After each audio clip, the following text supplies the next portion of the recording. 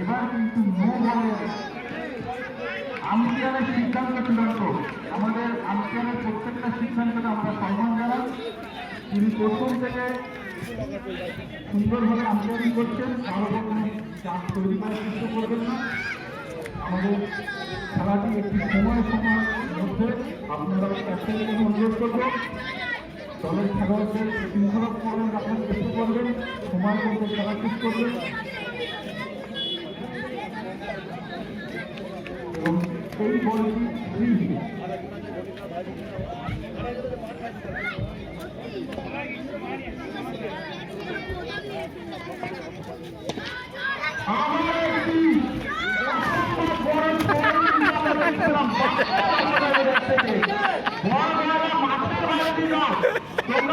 বারংবার মাঠের মধ্যে দিয়ে প্রবেশ করবে না।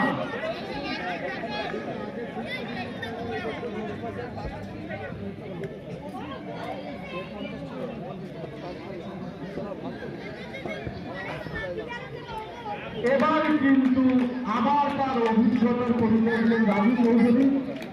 আবার একটি উইকেটের পতন ঘটল। বাপ্পা দফাটা কিন্তু আউট লাইন কাটিয়ে হয়ে যাচ্ছেন। 4 ওভারের পরিসমাপ্তি, রান সংখ্যা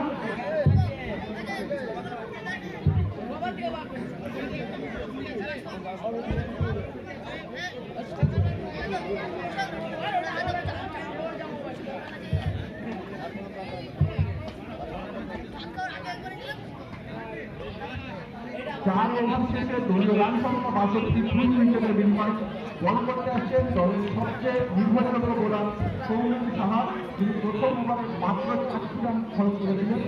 সেই সৌমেন সাহাকে আবার ফেরত এনেছেন অধিনায়ক আকিব।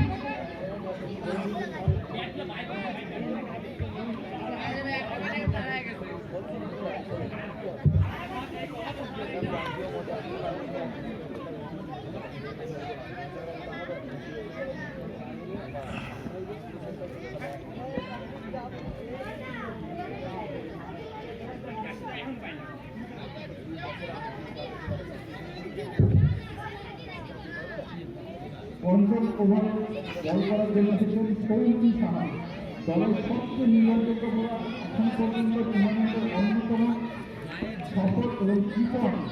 এই শর্ট ফর্মেটের খেলার জন্য সবচেয়ে প্রয়োজন রয়েছে। উইকেটের থেকেও বড় বলের প্রয়োজনকে এই খেলার অন্তত করতে দেখি। প্রথম রান সদরে চালিয়েছিলেন দেবেন্দ্র মুখার্জি, কিন্তু এখানে মাত্র 1টি রান সন্তুষ্ট রাখতে হবে তাকে। তারপরে পরিবর্তে ব্যাট করতে আসছেন নবাগত ব্যাটসম্যান চিন্তা করতে আগের ম্যাচের শেষ খেলার পর 5টি ছক্কা মেরে খেলা শেষ করে দিন এবং তার দলকে জয় লাভ করে দিলেন। সেই সুযোগ এবার সাইডে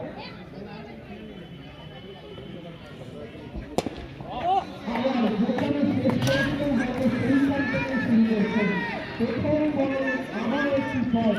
এই প্রথম একটা বল দেখতে পাচ্ছি যে বলটি লেফট বা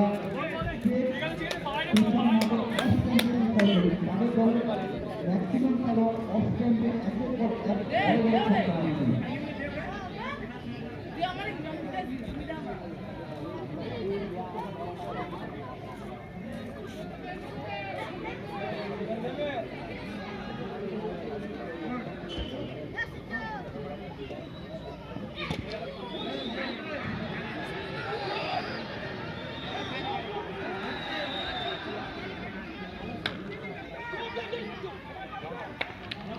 অসাধারণ ফিল্ডিং। উইকেট রক্ষকের কাছ থেকে এরকম ফিল্ডিং আমরা সচরাচর কম দেখতে পারি। এতটা দূর দৌড়ে এসে দলের জন্য অবধারিত 2টি রান তিনি বাঁচিয়ে নিলেন।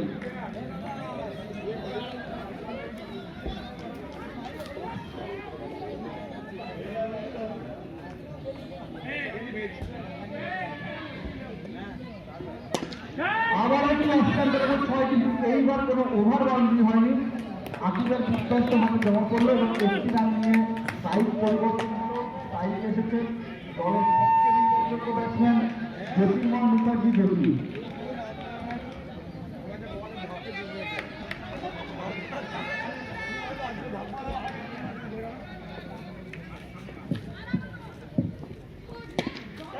আবারও সজলে চালিয়েছিলেন, এবার কিন্তু কোনো ক্ষয়ক্ষতি হয়নি, মাত্র 1টি রান সংগ্রহ করে সংযুক্ত থাকতে হলো দলকে।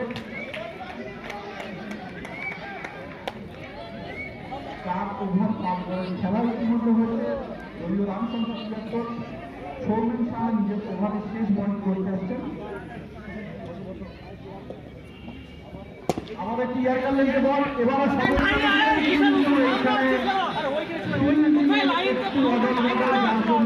আরো একটি বাউন্ডারি ওভার বাউন্ডারি টানতে জিজ্ঞেস করবো। ওভার বাউন্ডারি অর্থাৎ 6টি রান, আরো 6টি রান সংগ্রহ হলো বলের সংখ্যায়। 5 ওভার শেষে রান সংখ্যা পৌঁছে গেল 79, অর্থাৎ একটি বড় রান কিন্তু তারা ইতিমধ্যে সংগ্রহ করে ফেলেছে। এই ভিড়ের ওপরে যদি তারা শেষ ওভারটিতে একটি বড় ইমারত তৈরি করতে পারেন তাহলে কিন্তু হিটার রানের সেই বড় লাইন আপের জন্য কিন্তু রান সংখ্যাটা তারা করতে একটু কষ্ট হবে। জ্যোতি মুখার্জি কিন্তু চেষ্টা করবেন এই শেষ 6টি বলকে আরো বড় করে তোলার জন্য। এখনো পর্যন্ত আমরা টুর্নামেন্টে 100 রানের গতি দেখতে পাই। আমরা চাইব এই ম্যাচে যাতে সেই 100 রানের গতি পার হয় এবং সেই চেষ্টাই জ্যোতি মুখার্জি কিন্তু করে যাচ্ছেন। আরো একটি 4 রান, রান সংখ্যা পৌঁছে গেল 83 রান। এখনো পর্যন্ত আমরা টুর্নামেন্টে 100 রানের গতি পার করতে দেখি। দেখা যাক এই ম্যাচে জ্যোতি সেই 100 রানের গতি পার করতে সাহায্য করতে পারেন দলকে। কিন্তু সজরে চালিয়েছেন, কিন্তু অসাধারণ ফিল্ডিং। বাদশা শেখ অবধারিত দলের জন্য 3টি মূল্যবান রান কিন্তু এখানে বাঁচিয়ে ফেললেন। ফুলটাস বলের যে পরিণতি তা কিন্তু ইতিমধ্যে দিতে পারলেন না জ্যোতির্ময় মুখার্জি। এই বলটা তিনি আশা করেছেন রানের জন্য যাবে, কিন্তু তা হয়নি। 4টি বলের খেলা বাকি, রান সংখ্যা পৌঁছে গেছে 82। করতে সুন্দর করতে আবার একটি ফুলটাস বল এবং এবার কিন্তু সুন্দর করতে কোনো ভুল করেনি। খেলা খবর কি হলো? খেলার খবর কি হলো তোদের? খেয়েছিস? রান সংখ্যা পৌঁছে গেল 90। 3টি খেলার বলের খেলা বাকি। দেখা যাক সুন্দর কিন্তু সেই পরিণতি দিতে পারে কিনা।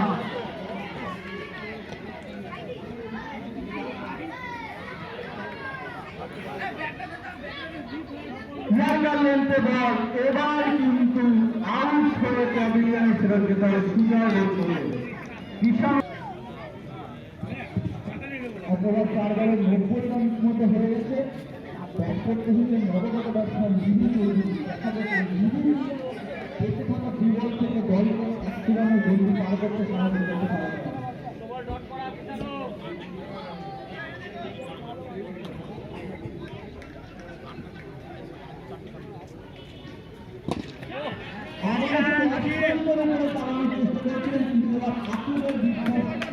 বিশ্বস্ত হাতে জমা করে প্যাভিলিয়নে ফেরত যাচ্ছেন বিভু। আমরা একই পর দেখতে পাচ্ছি